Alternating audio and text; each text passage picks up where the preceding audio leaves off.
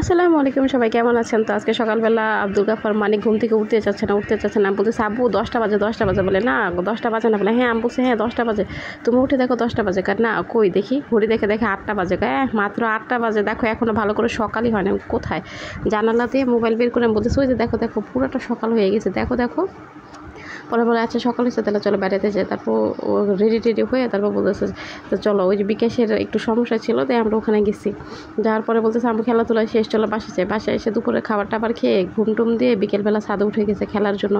এখন খেলতে বলতেছে আমু ওই ছাদে ওখানে একটা কাক দেখা যায়। কাক, আমি কই কাক, ওই কাক, ওই যে কাক, আমি তো কাক খুঁজেই পেলাম না। পরে বলতেছে তুমি একটা কানা। বলছে না আমি কানা না, আমি কাক তো দেখতে পাইলাম না। ঠিক আছে খাঁচার এখানে আসো, আমরা যদি আবার মুরগি বা কবুতর পাই তাহলে খাঁচার ভিতর রেখে দেবে। আমি বলছি কেন খাঁচার ভিতর রেখে দেবে কেন? তারপর বলছে সামনে 2 বালতি পানি কেন রাখছো? পানি জানো না কেন রাখছি? পাখি এসে পানি খাবে। আমি বলছি পাখি পানি খাইতে পারে? বলে হ্যাঁ পাখি পানি খাইতে পারে, এখানে যদি পানি থাকে তাহলে পাখিরা এসে সব পানি খেয়ে ফেলবে। আমি বলছি আচ্ছা ঠিক আছে, তাহলে পাখিরা এসে পানি খাবে না। মা দেখি ঝড়ের মধ্যে একটা গাছ পড়ে গেছে, আহারে গাছটা। তারপর আমরা 2জন তুলে রেখে আসলাম।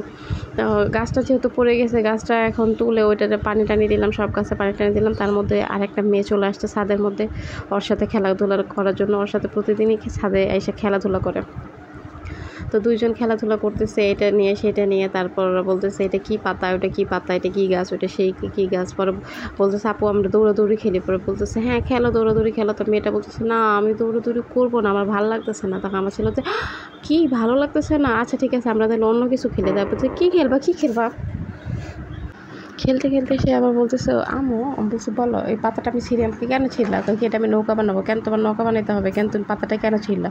বলে না আমি এটা নৌকায় বানাবো। তারপর আমি দিলাম একটা দৌড়, ও দিল একটা দৌড়। ধরো না আমাকে দৌড়েন না। বলছে কেন তুমি পাতাটা কেন ছিঁড়লা? বলে আমার ইচ্ছে হয়েছে তাই ছিঁড়ছি, দাঁড়া আজকে তোরা তো হইরা পিটাবো। এই বইলা ওকে ধরতে গেছে। ও বলছে না আমাকে দৌড়ানো, ওকে ছেড়ে দেন।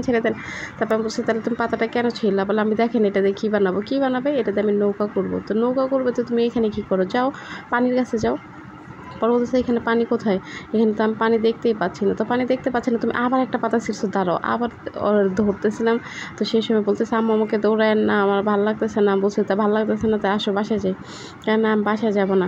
এই নিয়ে ও খেলতে ওই ওর বড় বোনটা আবার বলতেছে যে চলো আমরা না হলে চলে যাই। দেখো ওইদিকে তাকায়, দেখো বৃষ্টি আসবে, আকাশ অন্ধকার হয়ে গেছে। দেখছো আকাশ অন্ধকার হয়ে গেলে বেশিক্ষণ থাকা যায় না।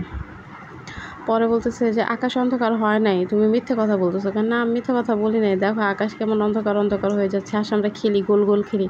পরে ওরা 2জন গোল খেলতে বলতেছে যে আম্মু ওইদিকে ওইটা কি? আমি বলছি কি? আমি বলছি এই যে এটা দেখো না, অনেক সুন্দর একটা দেখা যাচ্ছে, বিল্ডিং দেখা যাচ্ছে। বল চলো তাহলে আমরা খেলা খেলতে। বলে কি খেলা খেলবে, শুধু তুমি বিরক্ত করো। না আমি বিরক্ত করি না, আমি তো একটা ভালো ছিলাম। বলছি না তুমি পচা ছেলে। তারপর ওই পাতাটা নিয়ে দৌড় দিয়ে ওই পানির ওখানে ছাড়তে গেলো। এই যে আমি নৌকা বানিয়েছি, দেখো এই যে কত বড় একটা নৌকা। আমি এটা নৌকা? বোকা ছেলে, এটা নৌকা না।